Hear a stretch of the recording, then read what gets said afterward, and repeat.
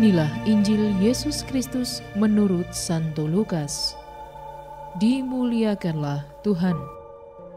Dan aku berkata kepadamu, ikatlah persahabatan dengan mempergunakan mamon yang tidak jujur, supaya jika mamon itu tidak dapat menolong lagi, kamu diterima di dalam kemah abadi. Barang siapa setia dalam perkara-perkara kecil, ia setia juga dalam perkara-perkara besar. Dan barang siapa tidak benar dalam perkara-perkara kecil, ia tidak benar juga dalam perkara-perkara besar. Jadi, jikalau kamu tidak setia dalam hal mamon yang tidak jujur, siapakah yang akan mempercayakan kepadamu harta yang sesungguhnya? Dan jikalau kamu tidak setia dalam harta orang lain, siapakah yang akan menyerahkan hartamu sendiri kepadamu? Seorang hamba tidak dapat mengabdi kepada dua tuan. Karena jika demikian, ia akan membenci yang seorang dan mengasihi yang lain. Atau ia akan setia kepada yang seorang dan tidak mengindahkan yang lain. Kamu tidak dapat mengabdi kepada Allah dan kepada Mamon. Semuanya itu didengar oleh orang-orang Farisi, hamba-hamba uang itu, dan mereka mencemoohkan dia. Lalu ia berkata kepada mereka, kamu membenarkan diri di hadapan orang, tetapi Allah mengetahui hatimu. Sebab apa yang dikagumi manusia, dibenci oleh Allah.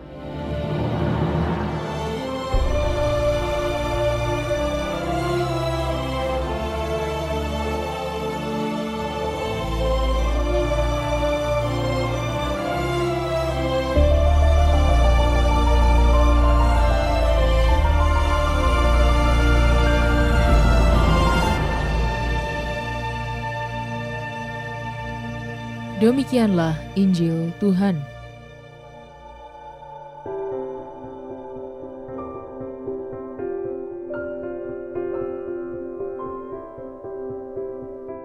Konsisten dalam berproses.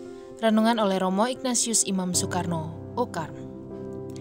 Berkembang. Dalam kata itu terkandung suatu proses, mulai dari benih, muncul akar, kemudian batang, lalu cabang, dan mungkin tumbuh ranting. Lalu muncullah bunga atau kembang. Ada proses yang berhenti di situ, ada juga yang berujung dengan buah. Dimanapun ujungnya, yang pasti ada proses, ada perkembangan. Biasa juga orang menggambarkannya dengan istilah, dari sedikit, lama-lama menjadi bukit. Atau dari kecil, akhirnya menjadi besar. Ada titik awal dan ada titik akhir. Mungkin ada juga sedikit kaitan dengan hal itu ketika Yesus mengajar murid-muridnya dengan berkata, barang siapa setia dalam perkara-perkara kecil, ia setia juga dalam perkara-perkara besar.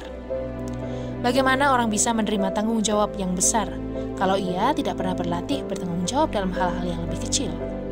Bagaimana orang akan dipercaya rahmat yang besar kalau ia tidak pernah menyadari, menghargai, dan mensyukuri rahmat-rahmat yang lebih kecil? Selain nuansa proses, dalam kata berkembang juga bisa ditemukan unsur konsistensi. Terus memegang apa yang menjadi prinsip, terus melakukan apa yang diperlukan untuk mencapai tujuan. Dalam Injil hari ini, Yesus menyebut soal setia. Kita perlu belajar untuk terus setia pada hal-hal baik yang menjadi kehendak Tuhan. Dengan kata lain, kita diminta untuk berkembang dalam keutamaan, dalam kebajikan. Dalam hal yang kecil, kita diminta melaksanakan kehendak Tuhan, supaya terbiasa dan lebih mudah melaksanakannya dalam hal yang lebih besar, yang biasanya lebih sulit dan besar pula tantangannya. Barang siapa ingin berkembang, ia perlu konsisten dalam berproses. Itu berarti ia mulai dari titik awal, dari langkah pertama. Selanjutnya, ia perlu mengambil langkah yang kedua dan seterusnya. Ia juga perlu setia berpegang pada kebaikan di titik atau langkah awal dan dalam setiap titik atau langkah berikutnya. Tanpa itu, tidak akan ada titik akhir atau buah yang baik. Tanpa itu, kita tidak akan sampai ke tujuan. Selamat menikmati menu hari ini. Renungan juga bisa Anda baca selengkapnya di Cafe Rohani edisi bulan ini. Dengarkan juga renungan ini di radio.karmelindomedia.com.